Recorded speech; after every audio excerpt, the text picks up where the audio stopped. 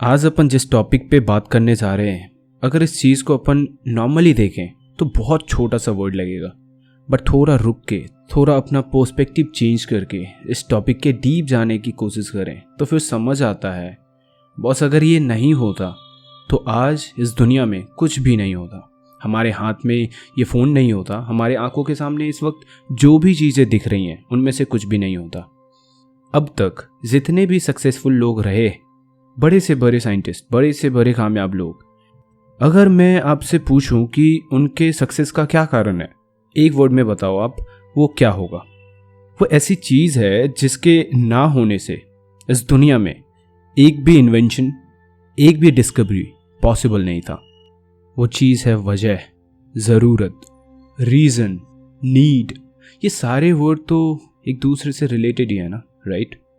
तो अब बताओ, आप में से जितने भी लोग इस वक्त मुझे सुन रहे हैं, ऐसे कितने लोगों के साथ ये प्रॉब्लम आती है?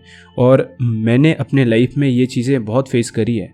वो है, कोई भी काम स्टार्ट करना चाहूँ, कोई भी न्यू हैबिट ऐड करना चाहूँ, जैसे सुबह जल्दी उठना है, मंडे से वर्कआउट के लिए जाना है, पढ़ाई पे फोकस करना है, आलस नहीं करना है, गुस्सा नहीं करना, चाहे मैं कोई भी हैबिट ऐड करना चाहूँ वो नहीं होता। और अगर जोश में आके स्टार्ट कर भी दिया, वापस वो मोटिवेशन ख़त्म हो जाता है and back to normal life. तो आखिर ऐसी क्या चीज़ है जो ये डिफरेंसेस ला रहे हैं? हम इतने बड़े लोगों के बारे में पढ़ते हैं, कैसे वो अपने दिमाग को कंट्रोल कर रहे हैं, कैसे वो सुबह जल्दी उठ जाते हैं, उनका मन गलत आदतों में क्यों नहीं जाता, कैसे वो डिफ्रेंशिएट कर पाते हैं सही और गलत डिसीजन को, वो फेल होने के बावजूद भी कभी गिव अप क्यों नहीं करते। इसकी वजह है ज़रूरत, क्लैरिटी ऑफ रीज़न। वो जो भी कर रहे हैं उस चीज़ को करने के पीछे की वजह मालूम है उन्हें।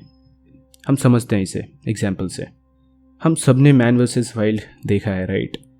अब इमेजिन करो, आप किसी जंगल में फंस गए, दूर दूर तक कोई भी नहीं है, 3 दिन हो गए, 4 दिन हो गए, आप फंसे हुए हो, आपको कोई भी रास्ता नहीं दिख रहा, कोई भी आसपास आपको बचाने के लिए नहीं आ रहा। 4 दिन हो गए, भूख तो लगेगी ना?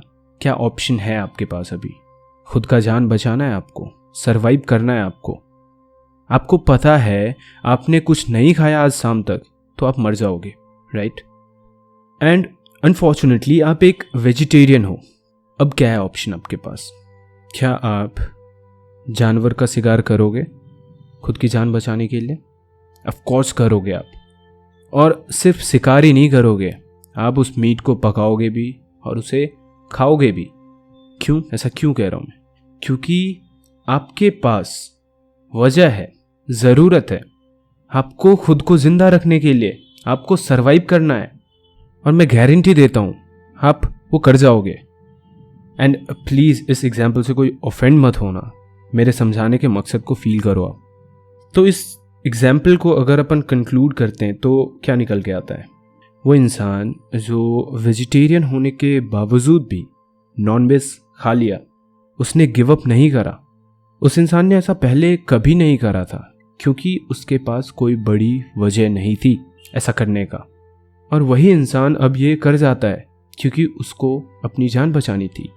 तो यहाँ पे ये बात निकल कर आती है कि कुछ करने को अगर आपके पास वजह बहुत बड़ी हो तो आप कुछ भी सैक्रिफाइस करने को तैयार हो।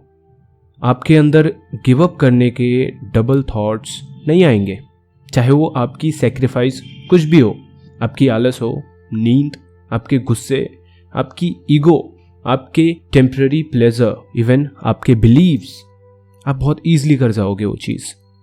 देखो, किसी भी काम को शुरू करने से पहले अगर हमने उस काम को करने के वजह को आइडेंटिफाई कर लिया, फिर हम कभी गिव अप कर ही नहीं सकते, कोई एक्सक्यूजेस दे ही नहीं सकते, मोटिवेशन की कोई कमी ही नहीं होगी। जैसे आप किसी लेक्चरर को सुन रहे ऑडिटोरियम में, वो कहे जा रहा वी कैन डू इट, हम ये कर सकते हैं, और आपने भी वो रिपीट करते हुए घर आ गए और आपने वो टेम्पररी मोटिवेशन पे, टेम्पररी वो जोश आपके अंदर है, उसके बेसिस पे आपने वो काम करना शुरू कर दिया।